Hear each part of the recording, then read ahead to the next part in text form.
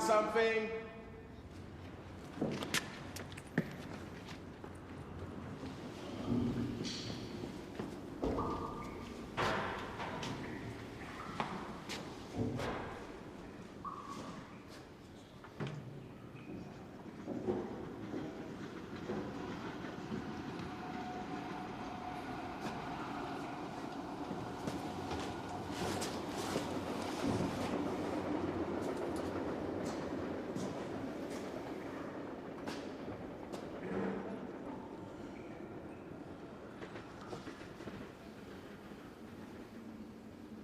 Better call it in, Ben.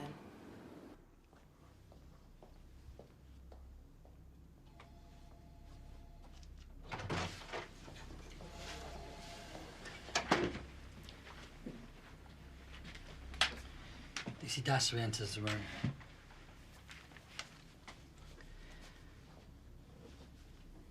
We found your blazer, Mason, in a cupboard at the glassworks. It has bloodstains on it. Mason. Mrs. Kemble. Who does the blood belong to, Mason? Oh, my God.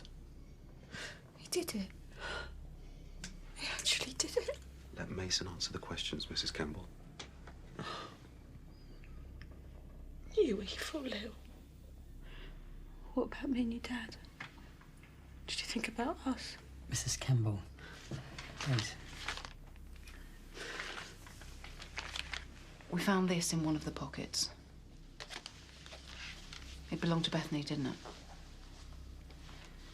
It's Bethany's blood on your blazer, isn't it? That's why you hid it. You hid the blazer because you knew you'd done something very wrong. This is serious, Mason. Do you understand?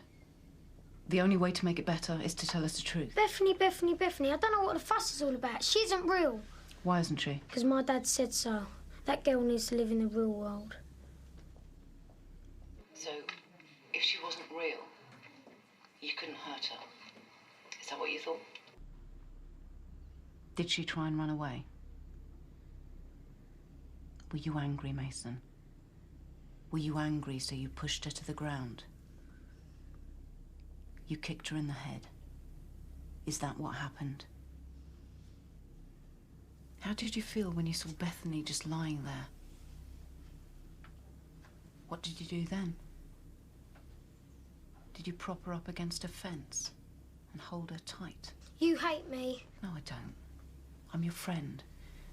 I just want to know what happened. Liar! You're not my friend. You don't have anything. You're boring. Talk. Boring boy. Shut your face, you stupid woman. You're asking for a white slapping. Call yourself a girl. Look here. No wonder you ain't got a fella. You think you've been clever, Mason? You're not. You're the one who thinks you're being clever. You're stupid. Mason! Shut up! Who cares about Bethany Riley anyway? Plenty more where she came from. She's dead, Mason! You killed Bethany! You should be sorry! Do you hear me? Be sorry! Right.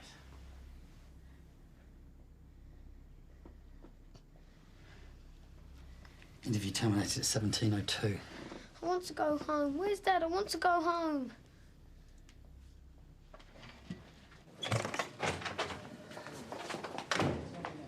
Let's talk. Nothing to say. Now.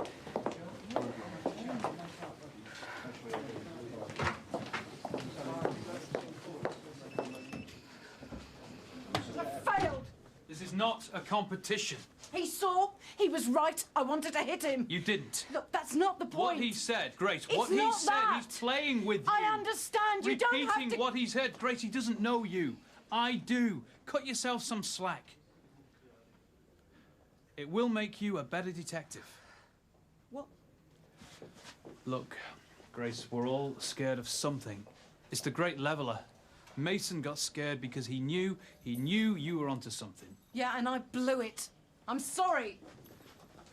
Go back in there. Try again. No, it's too late. By the time he's had a break... We've got enough to charge him right now. With what? Murder, manslaughter, accidental death? When he was kicking her in the head, did he understand what he was doing? When he hugged her tight, was he trying to comfort her? Was he trying to kill her?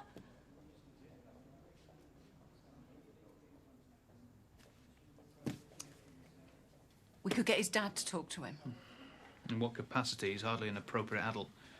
He's probably the very reason Mason is the way he is. Look, he's not going to talk to me or you. He keeps asking for his dad. Kezia says that Ryan Kemble is the only person Mason cares about. Maybe he needs, I don't know, his dad's permission to talk. Ryan could be seen to be intimidating his son, and then everything we've got just goes out of the window, isn't it? I'm not saying a formal interview. A father and son chat.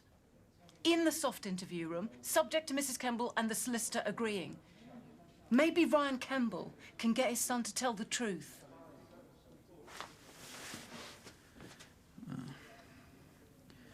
It's hardly usual practice, Grace.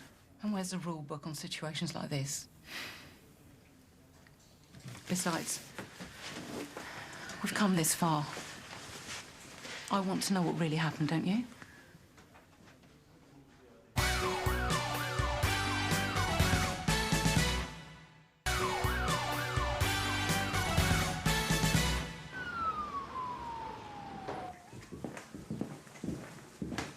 Preliminary forensics indicate that Mason did it. And what are you wasting my time for? We don't know whether it's an accident, manslaughter, or murder. We need to know why Mason did what he did. The length of his sentence, the treatment he receives. Mason's future depends on us establishing motive. Future? You heard him out there. We're giving birth to a psycho. Was Mason a mistake? What? Well, you kicked Susie in the stomach when she was pregnant. Yeah, right. You think I'm proud of that? You reckon it's my fault Mason's a killer? No, I didn't say that. Yeah, I was tough on him. Hell, my dad was. Jesus, it's all so bloody simple, isn't it? Good guys in this corner, villains over there. I wouldn't be that arrogant. I know it's more complicated than that, believe me. I just want to understand, Mr. Kemble.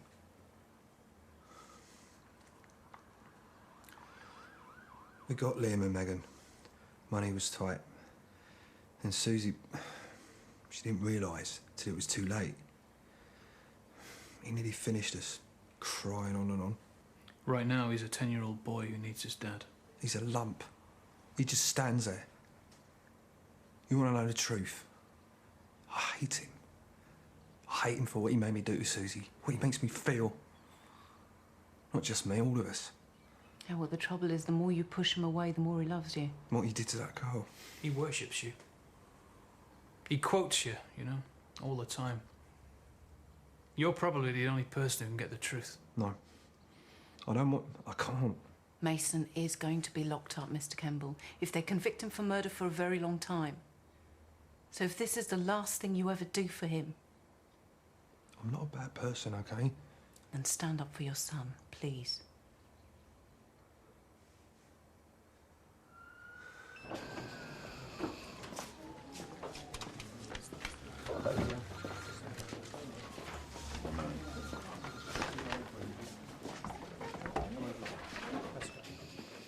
I did it.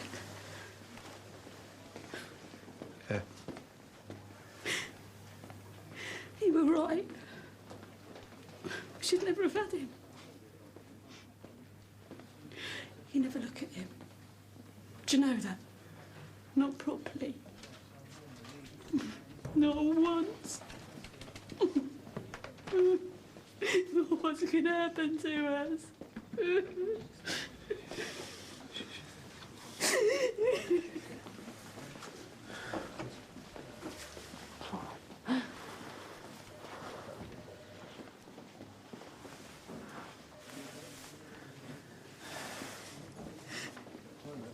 Don't shout it. Why don't we have a cup of tea?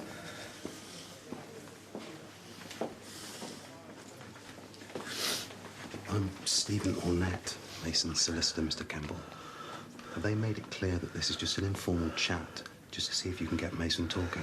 If you'd like me to be present. No, thanks. Okay. Mason's in here, Ryan. Okay. You come in with me.